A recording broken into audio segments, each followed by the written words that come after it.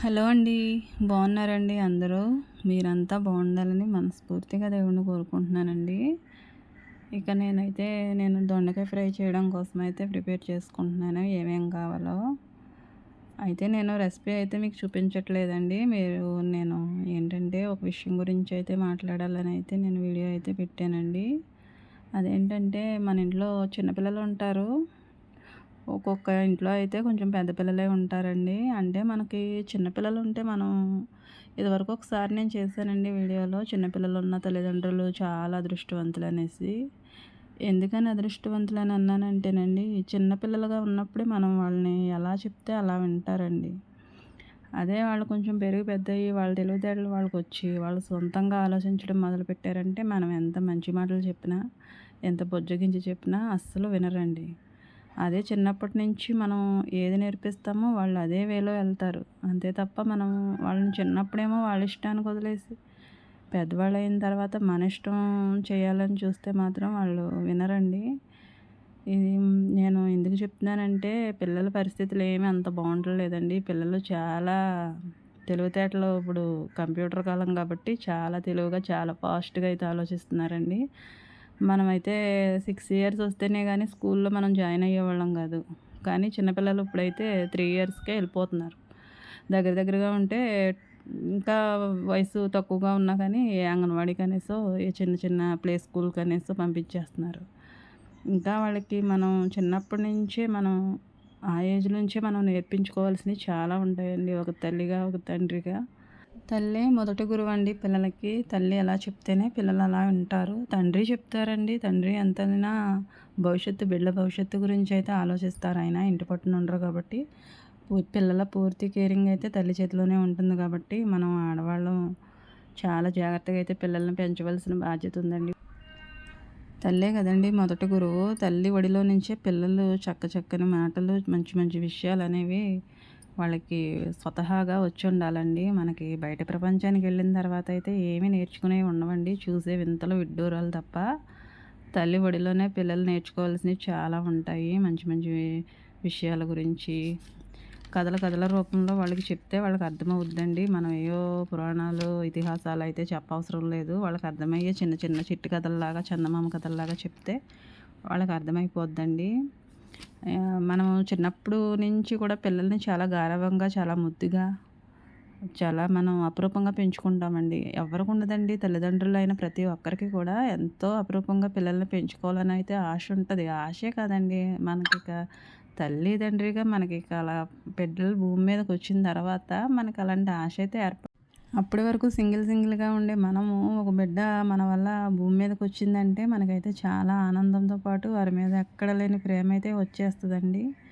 ఎంత నొప్పులు పడి బిడ్డని తల్లి భరించి బాధనంతా భూమి మీదకి తీసుకొస్తుందో, భూమి మీదకొచ్చిన తర్వాత ఆ బిడ్డనైతే చూసుకొని నొప్పుల బాధంతా మర్చిపోద్ది. మర్చిపోయి ఇక ఆ బిడ్డనే చూసుకుంటూ, పెంచుకుంటూ ఎంతో జాగ్రత్తగా అయితే మనం కేర్ తీసుకుంటాం. ప్రతి ఒక్క తల్లి చేసే పనేనండి. ఈ క్రమంలో పిల్లలు మనకి పెరుగుతున్న కొద్దీ మనం చిన్నతనంలో చూసిన విధంగానే చూస్తాం గానీ, వాళ్ళు పెద్దోళ్ళవుతున్నారు. వాళ్ళకి మంచి, చెడు అంటే చాలామంది నేర్పించుకుంటారు. కానీ కొంతమందయితే గారాబం చేతయితే వాళ్ళని అదుపు చేయవలసినంతగా అదుపు చేయలేరండి. ఎందుకంటే వాళ్ళ మీదున్న ప్రేమ అలా చేయనీయదు. దేనికైనా మారం చేస్తే అది ఇచ్చేస్తే ఊరుకుంటాడు నా బిడ్డ అనుకుంటామే తప్ప, అదెందుకు, దానివల్ల నీకేం అవసరం ఉంది, అది ఇప్పుడు మనకు అవసరమా లేదా అనేసి అయితే ఆలోచించరండి చాలామంది. అదేనండి మన మైనస్సు. వాళ్ళు ఏది అడిగినా సరే మనం ఇచ్చేయాల్సిందే, ఇచ్చి తీరాల్సిందే. మనమే అలా ఉంటే ఇక పిల్లలు ఏమి వింటారండి. దానివల్ల ఏదైనా యూజ్ ఉండి, ఏదైనా ఉపయోగం ఉంటే తప్పించి మనం వాళ్ళని అదొద్దమ్మా, అది మనకు అవసరం లేదంటే వినే స్థితిలో వాళ్ళు ఉండేలాగా మనం అలవాటు చేయాలి. వాళ్ళు ఏడుస్తారండి. చాలా ఏడుస్తారు. నేలకేసి కొట్టుకుంటారు, దొర్లుతారు. అలాంటివన్నీ నేను పడిన దాన్నేనండి. నేను భరించాను చిన్నప్పటి నుంచి పిల్లలు. వాళ్ళు అనుకున్నది జరగకపోతే మాత్రం చాలా పేచీలు పెడతారండి. చిన్నప్పటి నుంచే వాళ్ళకి అంత కసిగా వాళ్ళు తయారవుతూ ఉంటారు. మనం ఏంటంటే వాళ్ళ మీద ఉన్న ప్రేమతో వాళ్ళలో ఎంత కోపం ఉన్నా మనం అది చూసి మనం ప్రేమగానే అనుకుంటామండి.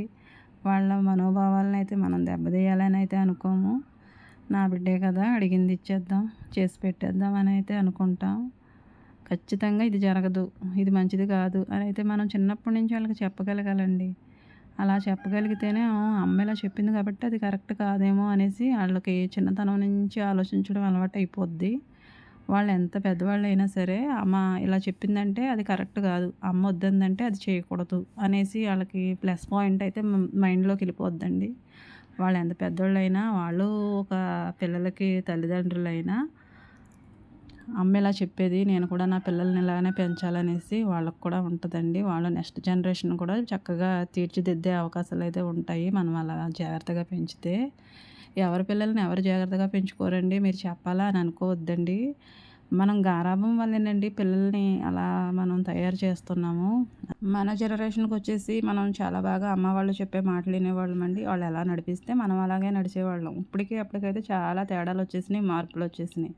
మనకి తెలుగు తప్పించి వేరే ఏది ఉండేది కాదండి. హిందీ ఉండేది సిక్స్త్‌లోకెళ్ళాక, ఇంగ్లీష్ ఉండేది ఫిఫ్త్‌లోకెళ్ళాక. అంతేగాని ముందే మనల్ని ఇంగ్లీష్‌తోని, హిందీతోను వాటితోనైతే మనల్ని నలగగొట్టలేదండి. తెలుగుతోనే పెంచారు మనల్ని. ఇప్పుడు అలా కాకుండా ఇంగ్లీష్ మొత్తం పిల్లలకి ఏం అర్థమవుతుందో ఏమో నాకైతే తెలియట్లేదండి. కానీ ఇంగ్లీష్ లేకపోతే ఇంక ఏమీ లేదు. సబ్జెక్టులు అర్థం కావు. ఇక మంచి జనరేషన్, మంచి ఫ్యూచర్ కావాలనుకుంటే ఇంగ్లీష్ రావాల్సిందే అనేసి ఈవెన్ నాతో సహా ఇంగ్లీష్ మీడియమేనండి అందరూ పిల్లలు. తెలుగు ఏదో అరకొరగా చదువుతారు. అలాగే మనం చిన్నప్పుడు పద్యాలు, నీతి పద్యాలు చాలా ఉండేయండి. అవి మనకి స్ఫూర్తినిచ్చాయి. ఇప్పటికి కూడా పద్యాలు గుర్తేనండి నాకైతే. ఆ పద్యాల వల్లనేమో మనం ఇలా ఈ జనరేషన్‌ని ఇలా గెయిన్ చేయగలుగుతున్నాం. మావటివాడు గ్రామం అంత గజెమ్మున మావటివాడు ఎక్కినట్లు మహిళ సుమతి అనే పద్యం ఉందండి. ఆ పద్యంలో నీతి ఏంటనేది నాకు అప్పుడు చిన్న వయసులో అర్థం కాలేదు. ఆలోచించుకుంటే ఇప్పుడు తెలుస్తుందండి. ఊరంత ఉన్న ఏనుగునైతే చిన్న మావటివాడు ఏనుగుని నడిపేవాడైతే దాని మీద కూర్చొని అయితే అందరిని ఎక్కించి అటు ఇటు తిప్పుతాడండి. అంత పెద్ద ఏనుగు అంత చిన్న మావటివాడికి ఎందుకండి మాట ఇంటది. అంత పెద్ద ఏనుగు తొండంతో ఇలా అందంటే పడిపోతాడు. కానీ అతను ఎలా చెప్తే అలా వింటది. కూర్చోమంటే కూర్చుంటది, నుంచోమంటే నుంచుంటది, వెళ్ళమంటే వెళ్తది. మరి మనం ఆలోచించి చూస్తే మరి మనం కూడా చిన్నపిల్లలుగా ఉన్నప్పుడే మన పిల్లల్ని కొంచెం వాళ్ళని ఉండించాల్సిన విధంగా ఉంచితే పెద్దయిన తర్వాత వాళ్ళు కూడా మాట వింటారు కదండీ. అందుకనే ఏనుగు ఏ విధంగా మాట వింటది? చిన్నప్పుడే దాన్ని తీసుకొచ్చి దానికి ట్రైనింగ్ ఉంటదండి. ఒక చిన్న దానికైతే ఒక చిన్న ఊసకైతే దాన్ని కట్టేస్తారు. అది చాలా పీక్కుంటదండి. పీక్కుని ఇది రోజు ఇక పీక్కున్నా గానీ అది రాదండి. ఎందుకంటే దీని బలం ముందు అక్కడ పాతిన కర్ర యొక్క బలం ఎక్కువండి. చిన్నదే అయినా కానీ అది బలంగా ఉంటది కాబట్టి అది ట్రై చేసి ఇక విసిగిపోద్దండి ఇక. పెద్దదైనా గానీ అది పీకానంటే నాకు రాదు, నా బలం చాలదనే ఆలోచనలోనే ఉంటది కానీ, ఇప్పుడు నేను పెద్దదాన్ని అయ్యాను కదా! దాన్ని పీకి చూద్దాం వచ్చేద్దేమో వెళ్ళిపోదాం అని అయితే ఆలోచించదండి. మా ఆవిడవాడు ఎలా చెప్తే అలాగే వింటుంది. అది చిన్నప్పటి నుంచి అతని దగ్గర అలా పెరిగింది. అది అలవాటయిపోయింది దానికి కట్టుబడి ఉండటం. ఆ చిన్న ఊసకే కట్టేసినా గానీ అది ఎటు వెళ్ళదు. అలాగే మనం చిన్నప్పటి నుంచి పిల్లల్ని మొక్కలుగా ఉన్నప్పుడే ఉంచేసామనుకోండి, వాళ్ళలో ఉన్న వంకర బుద్ధి, వంకర మనస్తత్వం ఏదన్నా ఉంటే అది సాఫ్ట్ అయిపోద్దండి. నిదానంగా వచ్చేస్తది. అమ్మ పెంపకం, నాన్న పెంపకం అంతలా ఉంటే వాళ్ళు జీవితంలో ఏదైనా సాధిస్తారు. నోరు లేని మూగజీవితో పిల్లల్ని పోల్చాను ఏంటని అనుకోకండి. అది ఏనుగు కాబట్టి, మూగది కాబట్టి దానికేం తెలీదు. కానీ మనుషులు అలా కాదు కదండీ. మనం ఉన్నంతకాలం మన పిల్లలు మనకు కట్టుబడి ఉంటారు. ఏం చేయాలో, ఏం చేయకూడదో మనల్ని సంప్రదిస్తూ ఉంటారు. మనం లేని తర్వాత వాళ్ళ తెలివితేటలు వాళ్ళకొస్తాయి. మనుషులకి సహజంగా అయితే దేవుడు తెలివితేటలు ఇచ్చాడు కాబట్టి ఏం భయపడనవసరం లేదు. మన జనరేషన్ తర్వాత మన పిల్లల జనరేషన్, వాళ్ళ జనరేషన్ ఇక అలా భూమి మీద కొనసాగుతూనే ఉంది కదండీ గత కొంతకాలంగా. కాబట్టి పిల్లల్ని ఏ విధంగా మనం ఉంచుకుంటే, ఏ విధంగా పెంచుకుంటే వాళ్ళు చక్కని మార్గంలో నడుస్తారో, చక్కగా ఉంటారో ఆ విధంగా అయితే మనం ప్రయత్నం చేద్దామండి. ఇదేనండి నేను చెప్పాలనుకున్నది. ఎందుకంటే నేను పిల్లల్ని చాలామందిని అబ్జర్వ్ చేసిన తర్వాత అయితే ఇలా చెప్పాలని అనిపించిందండి. వీడియో కనుక మీకు నచ్చినట్లయితే లైక్ చేయండి. అలాగే నా ఛానల్ని సపోర్ట్ చేయండి సబ్స్క్రైబ్ చేసుకొని. Thanks for watching.